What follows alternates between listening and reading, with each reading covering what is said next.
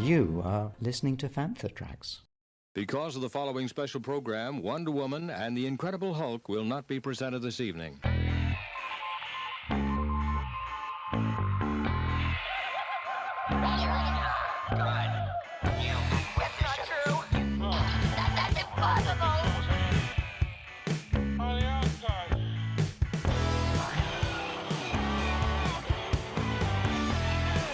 It's time to get all your Star Wars news in a single file. This is Making Tracks. Here are your hosts, Mark Newbold and Mark Mulcaster. That's not true. That's impossible.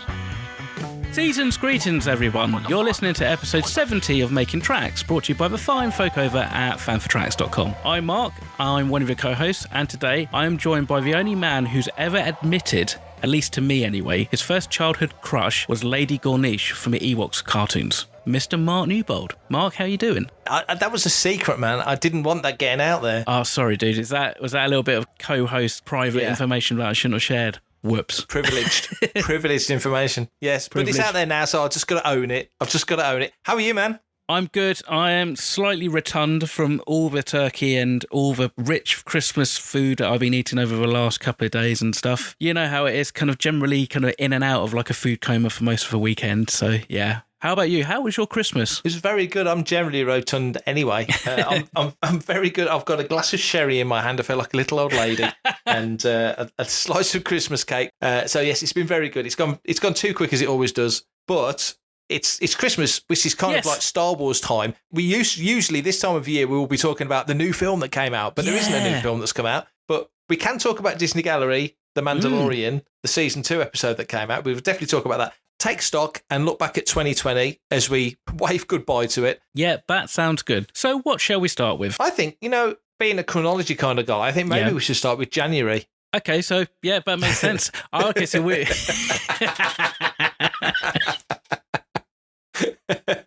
I don't know why I thought, well, we should do the gallery stuff first, but can do if you like. We can do if you like.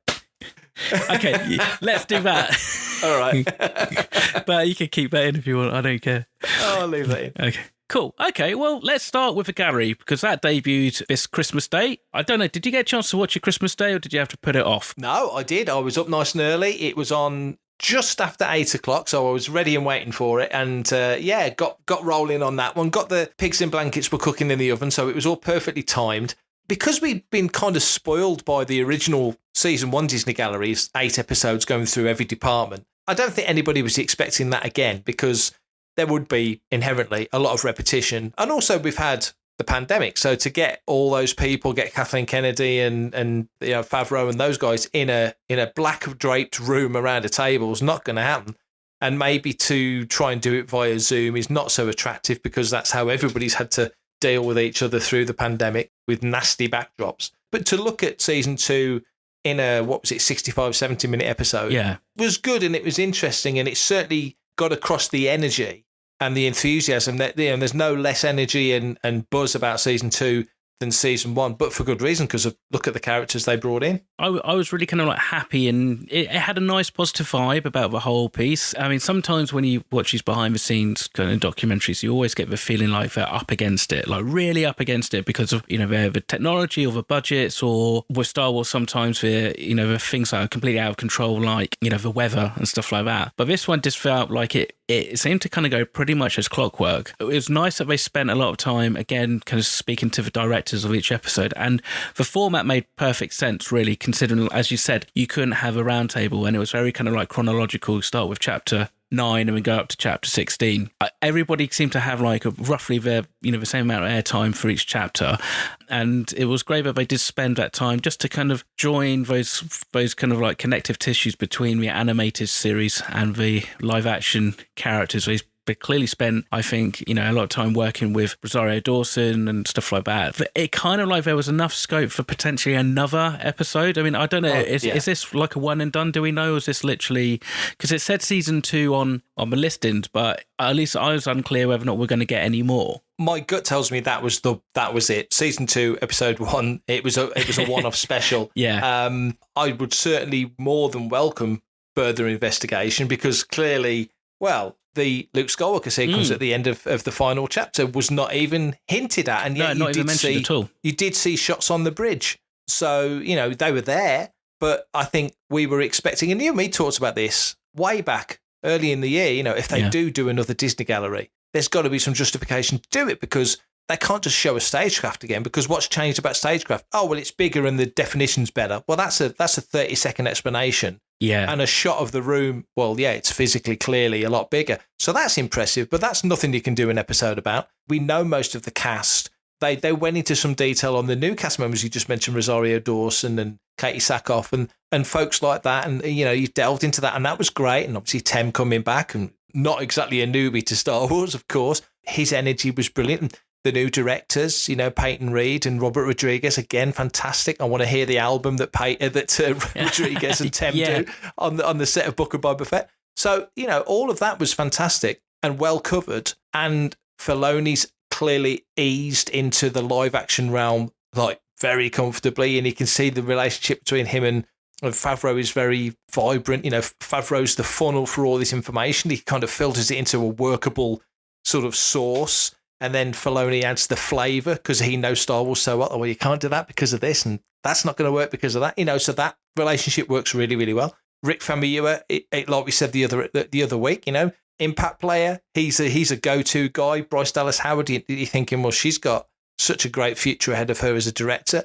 Even Carl Weathers is talking about how much he enjoys directing and wants to do more of it. So there was loads of fertile stuff, but not enough to do more. But the whole point is, you never saw that final sequence. And my thinking was, well, clearly ILM, to get to the level of being able to do quality visuals that well on television, one, it completely proves what you and me have been saying for months, is that there's no demarcation line between television and cinema anymore. It's all just entertainment and where you view it.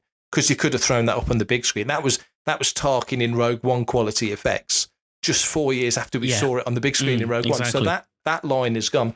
But I got to say, in my review, I said it's a bit like being invited to the birthday after they've cut the cake. It was a little bit like there's clearly loads more that we need to, or would like to, not need to see anything, but would like to see Hamill in costume, on set, acting, performing opposite those actors. I know what I saw on the screen. We've all seen what ILM did, and then the deep fakers have gone off and done their thing with it, but we've all seen that.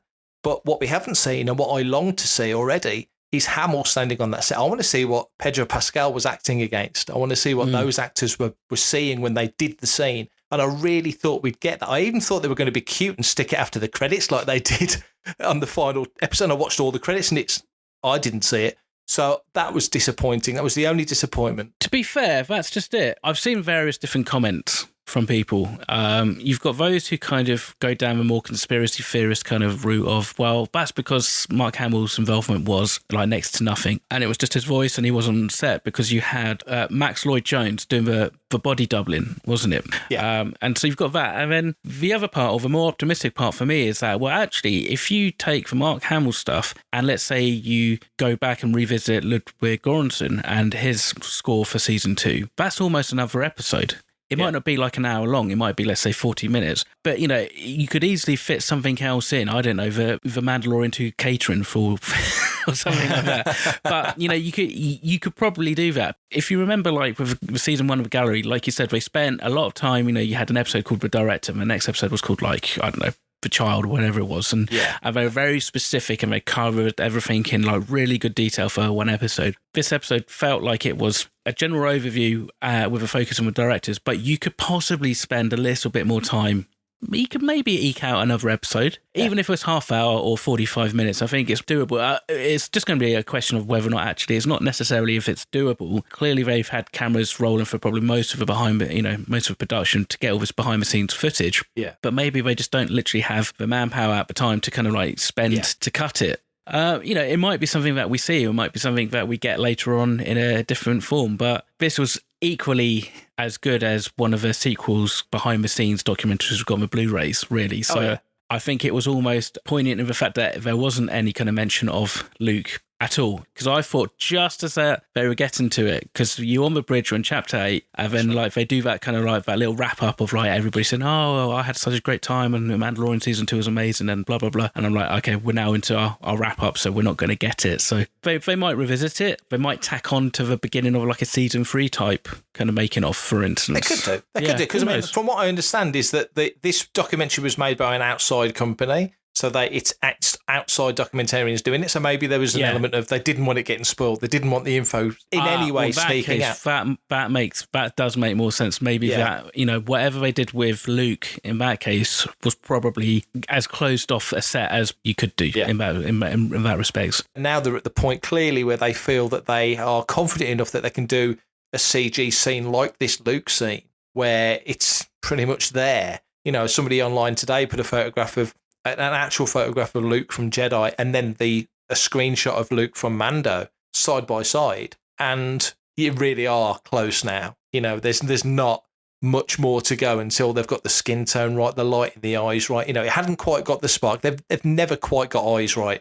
No. But they're not far off. They're really not far off. So again, for television, when you're zooming into it in a photograph sort of thing. But I think you're right. And also another thing that strikes me is that we've got Ahsoka, we've got Rangers of the New Republic, we've got Book of Boba Fett coming. We've got other stuff in this era. And some of our fellow Fanthers made a good point in one of the threads. Well, I hope they do something similar, a Disney Gallery type program for those. We want to see that. And maybe they're saving some of these technical advancements for that because we don't know. Maybe Ahsoka will feature Luke more, or Rangers in the New Republic might feature Luke. You know what I mean? I'm picking Luke as an example because that's maybe the best place to highlight that tech as opposed to a single solitary scene at the end of the season. So we'll find out. I'm pleased with what we got, but that did feel like it was missing, I've got to say. Hi, this is John Morton from The Empire Strikes Back, and you're listening to Fantha Tracks. 2020 hasn't really been the year that we've really expected it to be. For many reasons, it's been challenging for some people, it's been heartbreaking for others. But all in all, I think one way or another, 2020 is probably a year that none of us will forget very easily. And of course, Fantha Tracks has been there for every breaking news story and every piece of rumour and everything else that's come our way. So Mark, you've been lucky enough to sit down and compile a rather extensive year in review. So shall we kick off with January and see what the year kind of gave us? Yeah, it has been a weird year, like you said. But I think if we're looking on the positive side, it has been a good, strong year for Star Wars. But for the most part, we've had a lot happen. On the 17th of January, Star Wars Rise of the Resistance finally opened at Disneyland. It was already open in Orlando. Big moment, obviously. Not all of us have managed to get to Galaxy's Edge, and of course, with everything that's happened, Galaxy's Edge was closed for a long time. So that's something I think we've all got to look forward to. Are you looking forward to getting over there? I'm itching. There's meds for that. For that. I don't think there's actually a place I'd rather kind of go to. I mean, I kind of said to Karen, I've got my 40th coming up this August, and in an ideal world, that's where I'd like to spend it. There's a lot of people who were meant to have gone to Galaxy's Edge this year who haven't been able to. So I might have to just put mine off just a year or so just to kind of like let other people kind of go there and maybe it won't be quite so busy and stuff like that. But it from what I saw, it looked amazing. Absolutely stunning from the actual experience to obviously the Imagineering which went behind it. So it's on the list. It's definitely on the bucket list. That's a fact. Same. I should have been there this April just gone. We've put the holiday back to April this year. I turned 50 at the end of March on the 31st. So it would be a nice 50th birthday present for me. But again, who knows with the way the world is, and it ain't going anywhere. It's not going anywhere. But very much the same. Very much looking forward to seeing it. January the 25th, Alan Harris, who of course most people remember as Bosk, but was also one of the guys that set up the Boba Fett outfit, which of course is more relevant now than ever, and was the body of Han Solo in Carbonite. He sadly passed away. We did speak to him the previous year at London Film and Comic Con, so there is one of his final interviews, I would imagine, out there on Fantha Tracks Radio, if you want to go back and listen to that. But lovely fella. He was a good guy, wasn't he, Alan? He was a really nice guy, and everybody sometimes thinks of him as Bosk, but the amount of other bits and bobs that he did around the original trilogy and the influence he kind of has on for Boba Fett costume development is something to definitely remember him for. 21st of February, Season 7 of The Clone Wars kicked off with The Bad Batch, which weirdly has ended up being almost like a backdoor pilot for the new series that we should be getting fairly soon. Bad Batch, it was a good start to the season, wasn't it? Oh, yeah. I really enjoyed that. It definitely bodes well for the Bad Batch series, which is hopefully, I guess, getting released this coming year. I believe so. Fingers crossed. I mean, that really does have the look and vibe and feel of people keep referring to it as Clone Wars Season 8. I know Paul Bateman did on our last episode, sort of said, it feels like Clone Wars Season 8. But I really hope, and I agree, but I really hope it finds its own identity really quickly, because it's that post-Order 66, Jedi Purge, Rise of the Empire era. I think it could really have its own sort of iconic vibe and feel. I'm very much looking forward to hearing the music as well. That always is a bit of an indicator to where we're going with things. So very much looking forward to that. On February the 25th, Star Wars Resistance Season 2 landed on Disney+. Did you ever get into Resistance particularly? I think about to episode 10 or 12 of season 1. I think it wasn't so much that I kind of stopped watching it. It was just really difficult to kind of like record it because you couldn't do a series link on Sky Plus. Yeah. And I think there might have been a mid-season break or something. And then, by the time it came back, I'd kind of like lost interest. But my niece, who is about 3 or 4, absolutely freaking loves Resistance. So, make of that what you will, but it's from what I've read and what I've heard, actually there's bits of season 2 that are really good, and the same with season 1. So it's going to be something that, if we have a quiet period of time in between Star Wars shows, I think I'm going to go back and binge that. I think definitely. Yeah, same. I've seen bits and bobs here and there. I really should watch it because Bo Keeville's ship is, believe it or not, named after me, so I really should watch Resistance. So it's terrible oversight on my behalf. But what I've seen, I like. So again, now it's on Disney Plus. I can sit down at my own leisure and catch up. Like you say, we've got a little bit of time until we've got more brand new Star Wars coming. So that's a little bit away. March the 8th, Max von Sydow, Lor San Tekka from The Force Awakens, passed away sadly. And then sadly, very sadly, on March 31st, Andrew Jack passed away. I don't know if you ever met him. I did. I interviewed him at Star Wars Fan Fun Day. Lovely fella. Did you ever get a chance to meet him? No, I don't think I did. Well, I know for a fact I didn't meet him. I'm just trying to think if he was ever at any kind of convention that I was at and just didn't get a chance to. But because he did like the dialogue coaching as well for so many films, not just the Star Wars films. So he has like a real kind of like reputation and profound respect by lots of people in the industry. So this was a big sad loss, I think. Not just for Star Wars, but just for the film industry in general. Absolutely. On the same day, The Art of Star Wars, The Rise of Skywalker was published, and also Rise of Skywalker arrived on home video.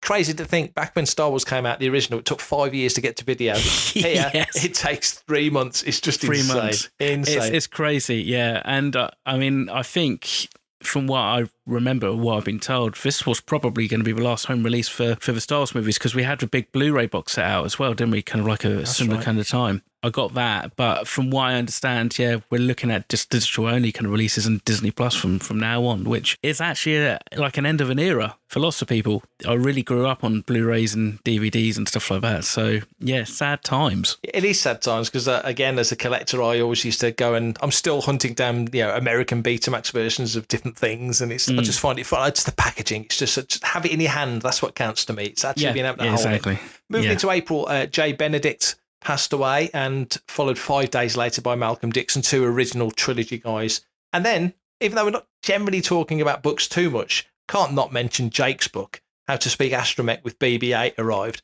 Have you had a chance to look through that? Because it is absolutely awesome. You've got a copy then? Yeah, I've got a copy. Yeah, I'm fluent.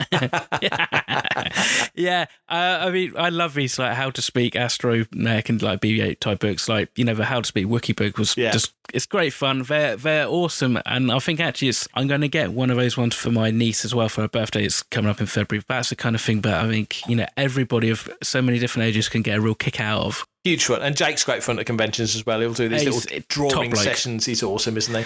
Top bloke, yeah. On the 24th, The Art of Star Wars Rebels was published, and then moving into May, we had Disney Gallery, The Mandalorian, which premiered on Disney Plus with the first episode directing. The Rise of Skywalker on the 4th of May. 4th of May, that rings a bell. I can't think why. Don't know why. Came to Disney Plus. And on the same day, Star Wars Resistance Season 1 came to Disney Plus here in the UK, so I have no reason not to watch it. And then on the 21st of May, 40th anniversary of Empire Strikes Back, which I think we've talked about quite a lot this year. Yeah, I think we have in one way or another, be it on here or Farthest From's live streams and stuff like that. But it was also kind of like the 40th anniversary that kind of wasn't, because there wasn't like a celebration or anything to really kind of focus and do that. So it seems like they've kind of trickled bits out across the year to make the celebration last for a whole year, which has been kind of fun in itself. Whereas, you know, when we do like May the 4th, it's all very much compressed into that one weekend. It's like the May the 4th weekend and everything's thrown in there. So this has been quite nice that you get to appreciate the Empire Strikes Back time and time again. Yeah, that's a really good point, actually. Yeah, they've done a nice job of rolling it out, because it would be very easy just to celebrate it in that little short time span. And just to say, we do have one final episode of Making Tracks coming out this year. It's out on the 31st, so the final day of the year, and it's with Peter MacDonald and Madeline Most. Peter MacDonald was one of the second unit directors on The Empire Strikes Back. So check that out. It's on the site in a couple of days' time, and it's our final celebration of Empire here on the site for 2020. For everything in one location, daily news, reviews, interviews, podcasts, video, and social media feeds, bookmark FanthaTracks.com for Star Wars news 24/7, 365.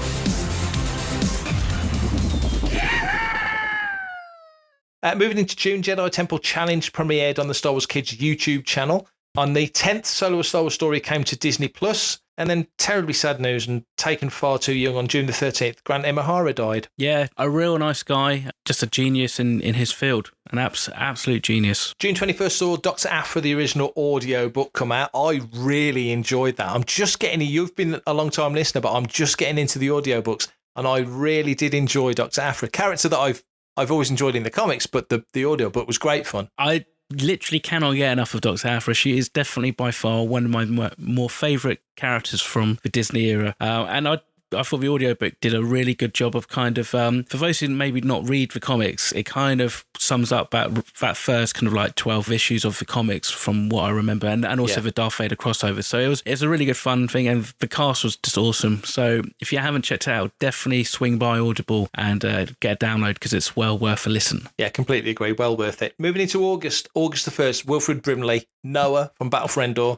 finally passed away. He's one of those actors that was so much younger than he looked. You know, when he was playing a pensioner in Cocoon, he was younger than me. He was in his late 40s. Just one of those guys. It's crazy, isn't it? I've kind of noticed that with some people. As I've got older, you kind of go, oh my God, actually, you seem to be a lot older than you actually are and stuff. And yeah, but sad, because any time we lose anybody from the Star Wars family, I think it always leaves a bit of a hole. So yeah, sad times. Poe Dameron Freefall arrived on August the 4th. As with all the books, reviewed on Fantha Tracks, but we also had the chance to interview Alex Segura on Cannon Fodder, so you can check that out there.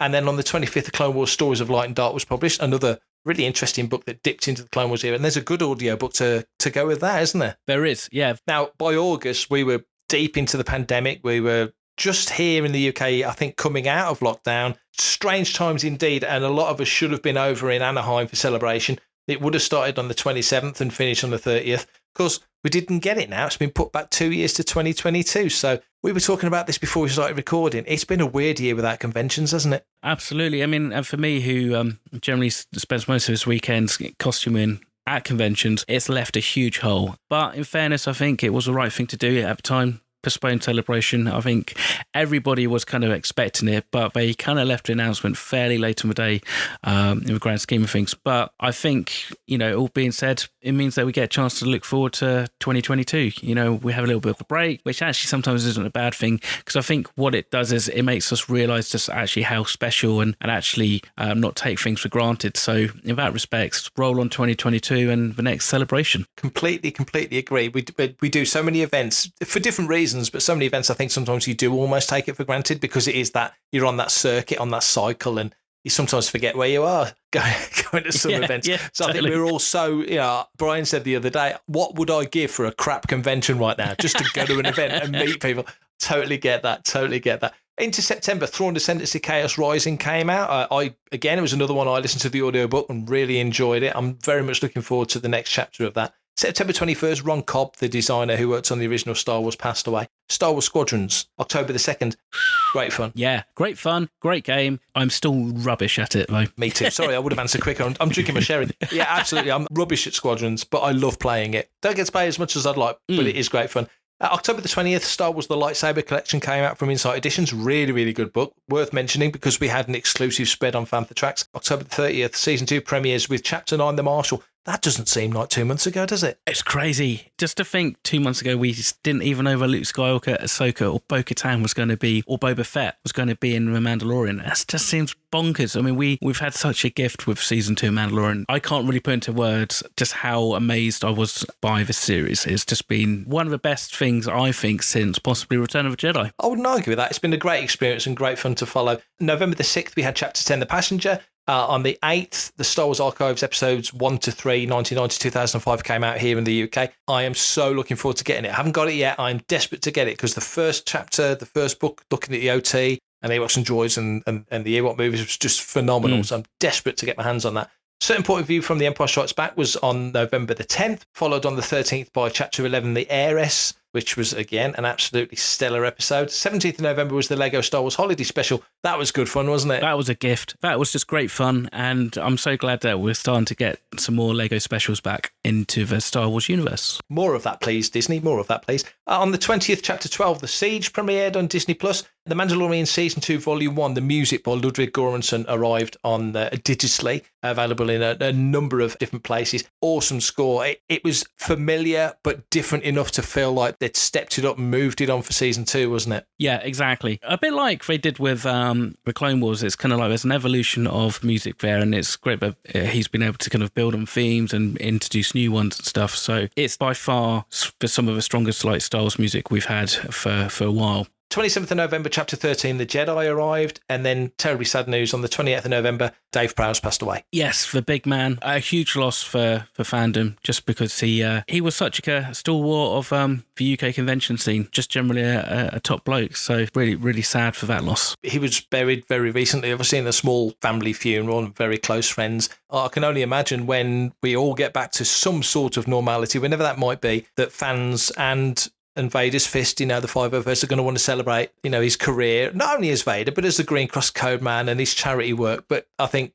somewhere down the line, like I say, Big Dave will get honoured in some respect. December the 1st, The Art of the Mandalorian Season 1 came out. I've not got my hands on it yet. Have you got yours? The Art of the Mandalorian Season 1, I have, and I've read it cover to cover. What did you think of it? I think we talked about it on Canon for the last month, but basically, some beautiful images. There's been a real focus of direction for this for the development, and they do go into kind of into some detail about actually the amount of time that you spend on a TV series for pre-production is like, I think it was about a month. They didn't spend a huge amount of time, so you get this idea that Dave Filoni and Jon Favreau especially, they knew exactly what they wanted, and they're so good at articulating their ideas to the designers. There's no need to have like 10s or 20 kind of iterations on a theme. They just kind of have like 2 or 3 different versions, and we're like, yep, that's it. So it's definitely one for the bookshelf. Definitely one to get if you haven't got it already. December 4th, Chapter 14, The Tragedy arrived on Disney+. And then, worthy of note, I think, Star Wars The Old Republic Onslaught updated with Echoes of Vengeance. But the reason I put that in there was that it's the 9th anniversary of Star Wars The Old Republic, which I couldn't believe it's been around for 9 years. No, it's crazy, because I can remember, 9 years ago that it came out, we had like the end of Star Wars Galaxies, which for me was the MMO that I spent most of my life playing from like just before I started university all the way through and stuff like that. And so that last week, lead into the Old Republic, I think I did some really crazy amount of hours. I took my laptop to work and I would stay at work late just to kind of play, because basically up until that point there was no like end game to the game. So basically, there was no winners or losers throughout the galaxy. But then to close it all off, what they did was they said every single server will have a winner. So like whoever had the most amount of planets in control, be it the Rebels or the Imperials, at the end of the the time period would win. So of course all us Rebels and all the Imperials and that were basically on for as much time as you could. So you'd go to sleep one night and you'd be in control of like Naboo and Corellia and all that, and you'd be basically winning the galaxy. And then you wake up the next morning and the US have been on, and then you've got to do it all again. So I think the last 2 days I basically stayed up like 48 hours straight and just kind of like enjoyed it and played it. I then carried on with Old Republic for many years, but as it is, you get older, career kind of takes off a little bit, you get married, and then you suddenly don't have time. So I'm still very happy and pleased that it's still around, and it still seems to be having quite a large uptake of players. Yeah, it's still very successful. They're updating it. It's its own thing now. It's very much become its own thing. And I was the same. I've never been a big gamer, as you know, but I did dabble in Galaxies. I did very much enjoy it. Whenever I hear any of the music from Attack of the Clones, that sort of Naboo picnic music, I think of shooting Corellian butterflies on Corellia. It's just that weird connection. December the 11th, Chapter 15, The Believer, arrived on Disney+. For me, personally, the saddest news of the year, December the 17th, Jeremy Bullock passed away. Yeah, no, I think I have to completely agree with you on that one. To say that Dave Prowse was sad news, I mean, then to be hit with Jeremy Bullock as well within basically a month was, really, really devastating. Unfortunately, we were kind of fairly familiar and close with the family as fan for tracks. And so we knew that he'd been ill for a while, but still, it's never fun to lose somebody that you love and you admire. So, yeah. Yeah. December the 18th, Chapter 16, The Rescue arrived, of course, bringing with it that already iconic reveal of Luke Skywalker returning to live-action Star Wars after so many years, or certainly Luke Skywalker of that era. Of course, we had Mark Hamill in the sequel trilogy. We've talked about it ad nauseum, but just remind me, how did you feel when you saw that character turn up again? Well, just thinking about it, it's giving me goosebumps. Seeing the gloved hand, seeing the green lightsaber, and just seeing a Jedi at its prime, making his way and dispatching all those Dark Troopers. It was something straight out of fan fiction, which just kind of worked on so many different levels. And of course, let's not forget that after those credits had finished, we get the Book of Boba Fett. We are so lucky at the moment. We've got so much good stuff to look forward to. I mean, I didn't mention in here in the list of Disney Investors Day. I mean, that's certainly a day of note. All the stuff that's been laid out that hopefully we'll get all of it, or certainly a good chunk of it. Season 2 of Mandalorian, like you said a minute ago, it's just been glorious. And I think we've been very, very fortunate to get that. And then the final note of 2020 so far, it's not over yet, but as we stand on Christmas Day, Disney Gallery, The Mandalorian, making of Season 2. Not too shabby, was it? It was good to see. It's great to see. And like we just said, we're just going to end up repeating ourselves, I think. But it was a good, solid, behind-the-scenes documentary that did pretty much justice to Season 2. Totally agree. So that's 2020, unless something crazy happens. And you never know, because it's 2020. And it's Star Wars, yeah. And it's Star Wars. But let's hope we get safely through to 2021. Fantatrax. Briefly, before we roll out of this final studio episode of the year, and just to reiterate, we have got one more episode, Peter McDonald and Madeline Most coming up. 2021, what are you looking forward to the most? What are your hopes for the year? I would like to start seeing some of this new series come our way. Book of Boba Fett's meant to be out December, so that's almost like a whole year from now. But, looking at the content and the news that came from Investors' announcement, you kind of think their Bad Batch has got to be kind of fairly close to being done. It looked pretty much done, so hopefully we'll get that sooner than later. But then also, I guess, because it is Disney, I just wonder if also the front half of the year they're going to be focusing on some of the Marvel series that they've had in development for the last couple of years, like WandaVision and stuff like that, because that's due to come out. So I think it's going to probably start to see how this is going to shape up and how it's going to balance between these two mega properties. Are they going to put them out at the same time, or are they going to try and kind of do a similar kind of thing that they've done with the cinema, whereby you don't necessarily have a Star Wars series kind of go up against, let's say, a Marvel series in terms of like release dates and stuff like that. Yeah. All in all, from what we saw of Investors' Day, Rogue Squadron and the Taika Waititi kind of film that's to be in development, it's looking bright. It doesn't really matter what you can do with pandemics or crazy American despot presidents and stuff like that. Star Wars is rolling on, and I think we are very lucky to be able to enjoy the ride, along with it. Absolutely agree. I think the first half of 2021, I think you're right. I think Disney will probably put their focus on, and rightly they should, they put the focus on the Marvel stuff. But that investors call, there's loads of Pixar stuff, there's loads of Disney stuff, there's so much stuff coming. But I do think, and I'm thinking back to May of 2018 when Solo comes out, you're still in the backwash of Infinity War, there's Deadpool, that got lost in the mix. I think they're probably quite conscious that more now than ever, there's a good sizable overlap between the two fandoms. Yeah. Yeah, and I think the first half of the year, we've got enough going on with the Marvel comics. We've got enough going on with the High Republic, which is starting within the next couple of weeks. So I think there's stuff going, and of course the Acolyte's essentially part of that right at the back end of the High Republic era.